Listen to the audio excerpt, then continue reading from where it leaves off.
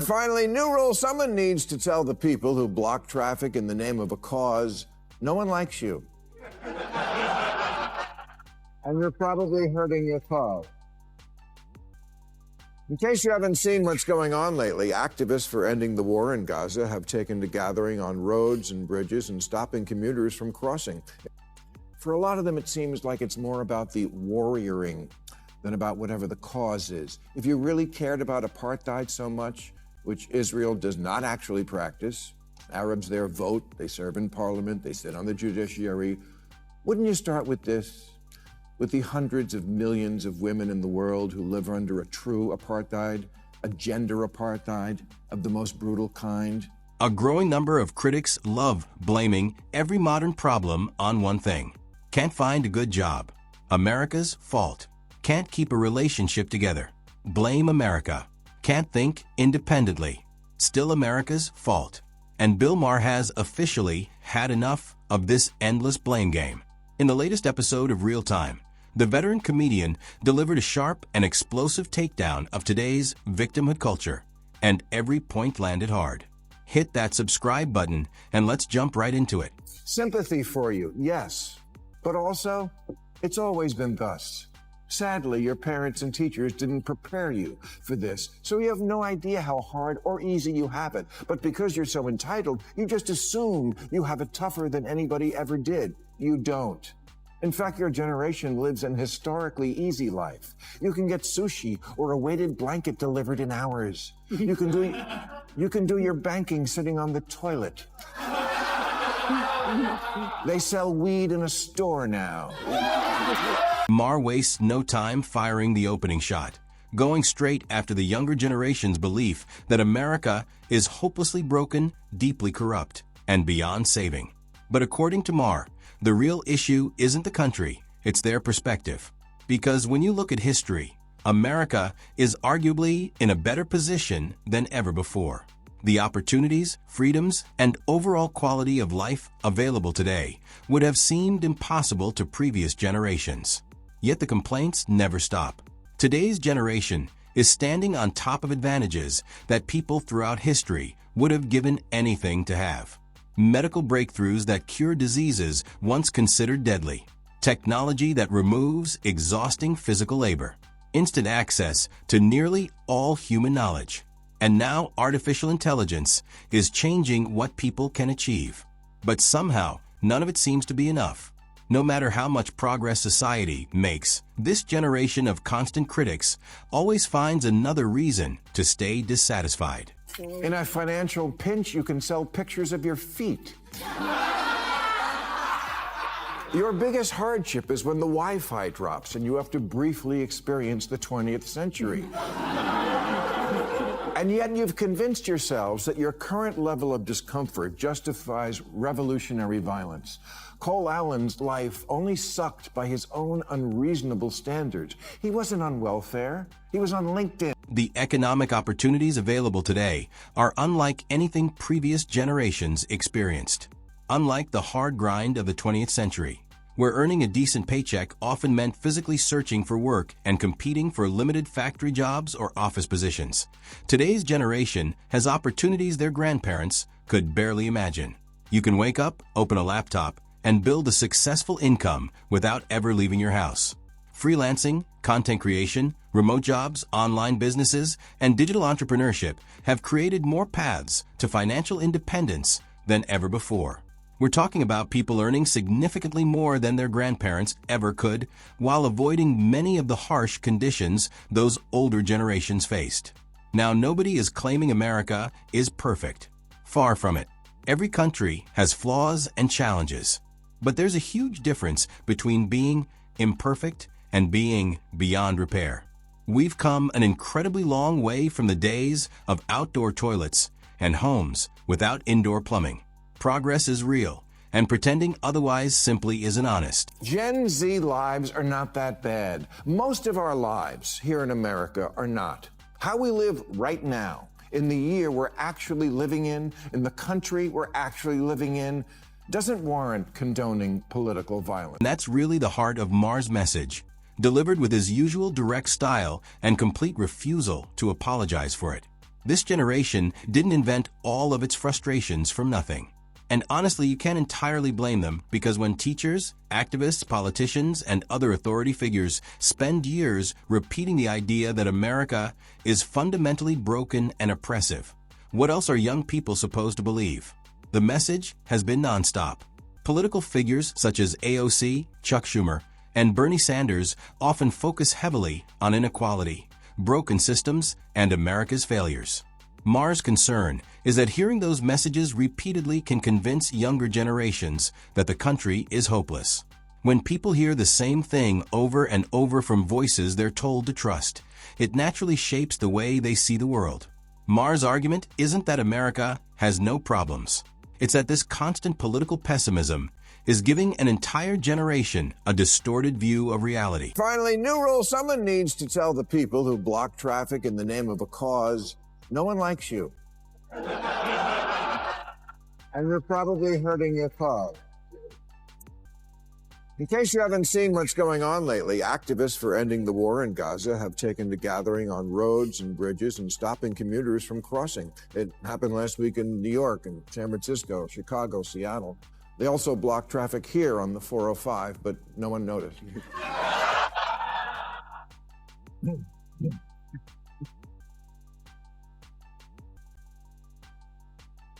What they did notice was this: that you have to be pretty dumb to think that the way to bring people around to your point of view is to make them late to pick up their kids from daycare. But Maher isn't finished yet. He completely changes direction and takes aim at one of the strangest protest tactics of the modern era: blocking traffic during rush hour. And this is where things become especially interesting. Think about the people actually stuck in that traffic. They aren't major corporate executives, powerful lawmakers, or the people responsible for the systems these protesters claim to oppose. They're nurses rushing to work at hospitals. They're single parents trying to get to daycare before it closes. They're blue-collar workers whose paychecks suffer every time they're late. These are ordinary, hard-working Americans who had nothing to do with creating the problems being protested. Yet they end up paying the price. Maher's frustration is obvious, and many people understand why. There's something fundamentally flawed about a protest strategy that punishes the very people you're supposedly trying to help. It's ineffective, out of touch, and often pushes potential supporters away instead of bringing them in. And that's what most normies are thinking. I have a kid. I have a job, and yes, I'm sure there are injustices on both sides in the Middle East, as there are injustices all over the world, but I'm going to be late for work.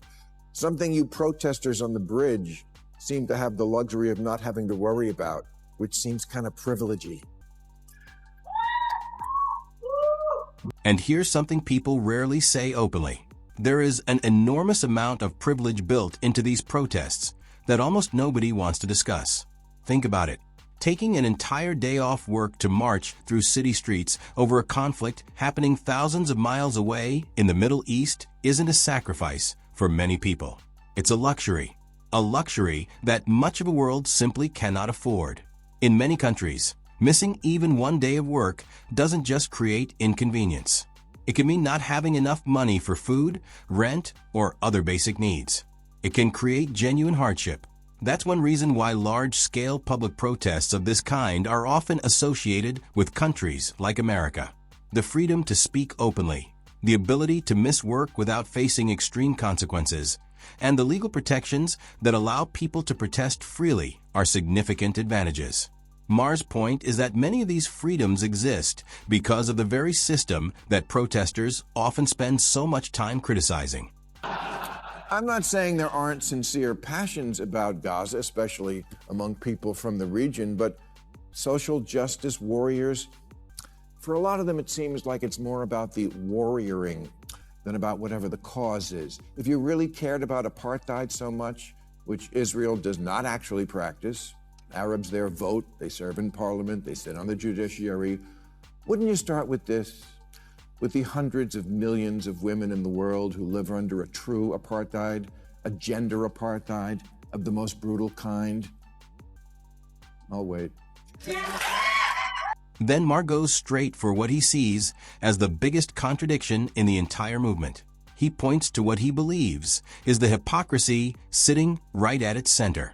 According to Maher, for many self-described social justice activists, the conflict itself isn't really the main issue. The cause isn't always the main issue either. What they often want is a sense of purpose, something to rally around, something that makes them feel important, and something worth posting online. Maher highlights this with a question that forces people to stop and think. If someone truly cares about injustice in the Middle East, where is the same level of outrage for the women living under systems, where freedoms related to clothing, movement, education, and public life can be heavily restricted?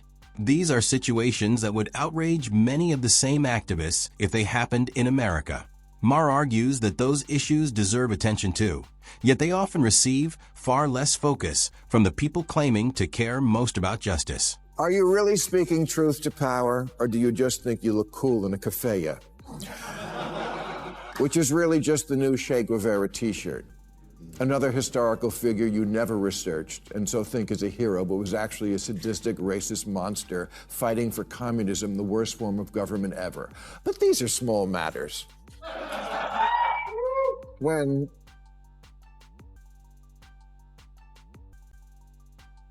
Small matters when activism merges with narcissism.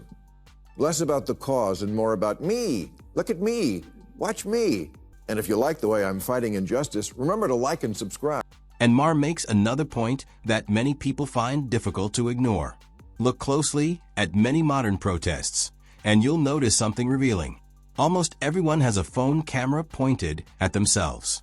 Not to record history, not to expose corruption, but to capture their own personal moment for Instagram, TikTok, YouTube, and other social media platforms. Because for many participants, social media attention and online validation seem to play a major role. Meanwhile, serious research is often nowhere to be found. Maher argues that many protesters couldn't fully explain the history of the conflict they're marching about if they were asked. They haven't studied all sides. They haven't explored the facts in detail. Someone with a large following tells them who the villain is, and that's enough. No deep thinking.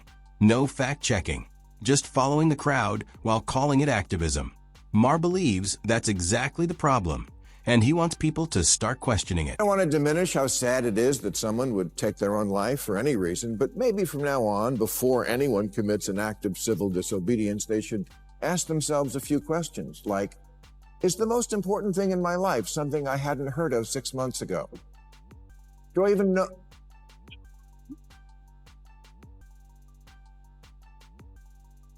Do I even know what the fuck I'm talking about?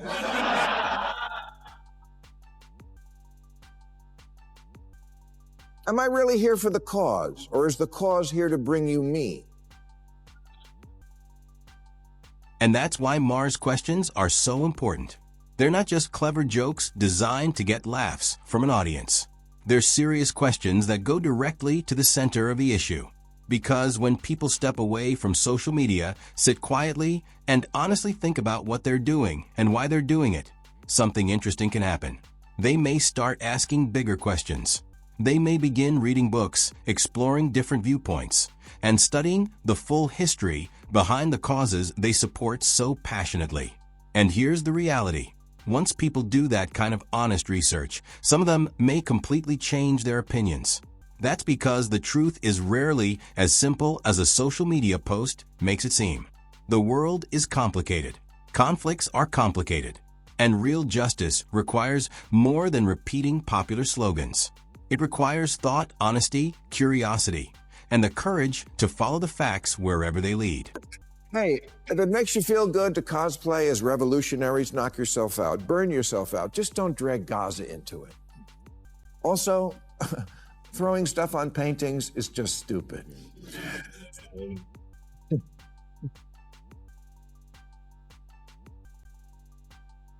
No one sees mashed potatoes on a Monet and thinks, he's got a point, I should recycle my cans. So there you have it. Bill Maher, a man who refuses to stay inside any political box, doing what he does best by holding up a mirror to a generation that may need to take a closer look at itself.